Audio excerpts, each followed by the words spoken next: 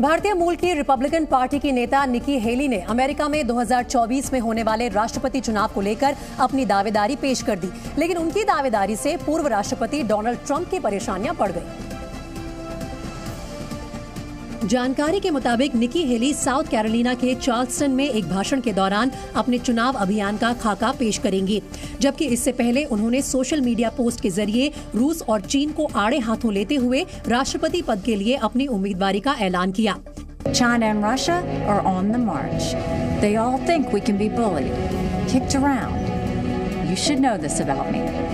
I don't put up with bullies. And when you kick back, it hurts them more if you're wearing heels. I'm Nikki Haley and I'm running for president. 51 साल की निकी heli Republican party के अंदर Donald Trump के सामने बड़ी चुनौती मानी जा रही हैं। यही वजह है कि ट्रंप के प्रवक्ता टेलर बुडोविक ने उन पर निशाना साधा और अपने स्वार्थ के लिए राजनीति करने का आरोप लगाया।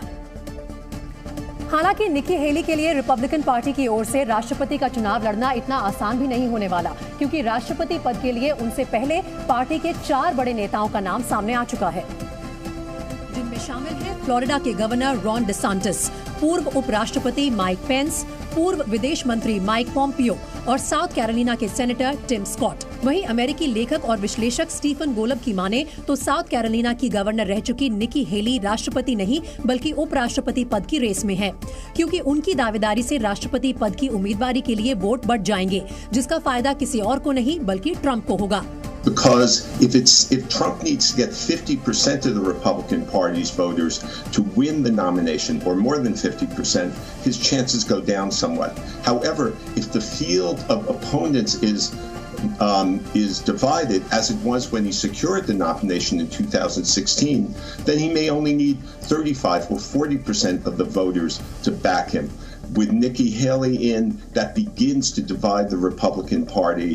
हालांकि इस सब के बावजूद भारतवंशी निकी हेली खुद को एक युवा राजनेता के तौर पर प्रोजेक्ट करने में जुट गई हैं और लोगों से समर्थन की अपील कर रही हैं। निकी हेली इससे पहले भी जो बाइडेन के खिलाफ चुनाव लड़ने को लेकर संकेत दे चुकी हैं। कुछ दिनों पहले एक इंटरव्यू में निकी ने कहा था कि गवर्नर और राजदूत के रूप में उन्होंने बहुत अच्छा काम किया है। उन्होंने साउथ कैरोलिना को एक बेहतरीन राज्य बनाने का दावा भी किया था। भारतीय मूल की अमेरिकी नेता निकी हेली 2 बार साउथ कैरोलिना राज्य की गवर्नर रह चुकी हैं। इसके अलावा वो संयुक्त राष्ट्र में अमेरिका की राजदूत भी रही हैं। निकी हेली का नाम निम्रत रंधावा था, जिनके माता पिता अमेरिका में बस गए थे। निकी ने ईसाई धर्म अपना लिया और 1996 में माइकल हेली नाम के अमेरिकी व्यक्ति से शादी कर ली। उस वक्त निकी हेली की शादी ईसाई और सिख रीति रिवाज से हुई थी। जानकारी के मुताबिक निकी के पति Michael Haley South Carolina National Army Guard में ऑफिसर हैं। निकी और माइकल हेली के 2 बच्चे हैं, एक बेटा और एक बेटी।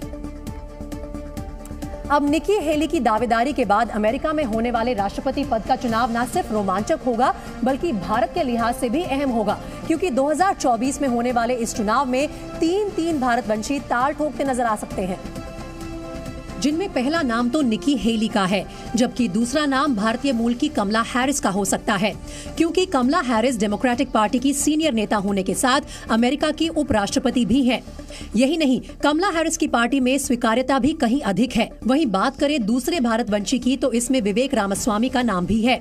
ये निकी हेली की तरह रिपब्लिकन पार्टी की ओर से राष्ट्रपति पद की उम्मीदवारी पर ताल ठोक रहे हैं। करोड़पति बिजनेसमैन और नेता विवेक रामास्वामी आयोवा में टेस्ट रन और फैक्ट फाइंडिंग मिशन चला रहे हैं। यहाँ वो कई प्रोग्राम को संबोधित कर रहे हैं ताकि उनकी दावेदारी मजबूत हो। राजस्थान विधानसभा में आज बजट पर बहस के दौरान गौतम अडानी मामले पर जमकर हंगामा हुआ। बीजेपी विधायक वासुदेव देवनानी ने गहलोत सरकार पर निशाना साधते हुए कहा कि केंद्र सरकार राजस्थान का अनुदान बढ़ा रही है, लेकिन इसके बावजूद मुख्यमंत्री से लेकर कांग्रेस नेता लगातार पीएम मोदी को गाली दे रहे हैं।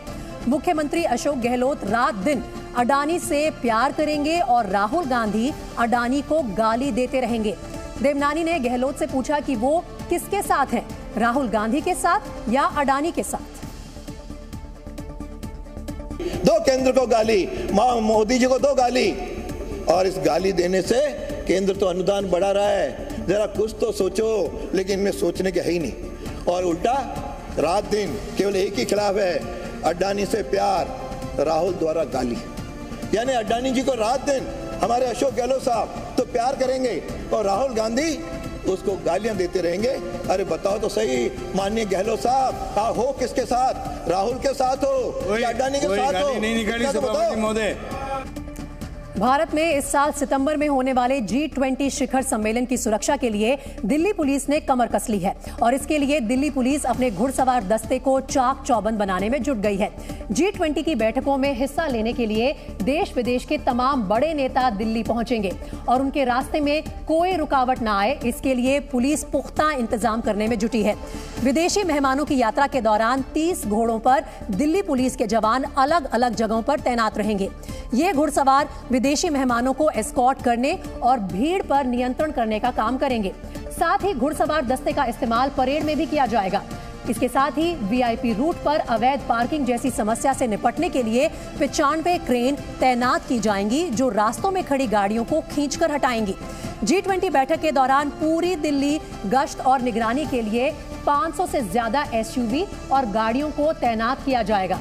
सभी वीआईपी रूट्स की निगरानी हाईटेक सर्वेलेंस उपकरणों से की जाएगी। विस्फोटकों की तलाश के लिए भी दिल्ली अत्याधुनिक उपकरण मंगवाएगी। वहीं इस वक्त एक बड़ी खबर आ रही है बीबीसी के दफ्तरों में जारी जो छापेमारी है उससे जुड़ी हुई।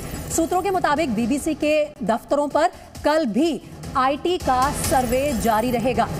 इनकम टैक्स की टीम दिल्ली और मुंबई में बीबीसी के ऑफिसेज में सर्वे कर रही है और सूत्रों के हवाले से खबर है कि दिल्ली में बीबीसी कर्मचारियों के फोन क्लोन किए गए हैं। साथ ही दिल्ली और मुंबई में सिस्टम के डेटा को भी स्कैन किया गया है।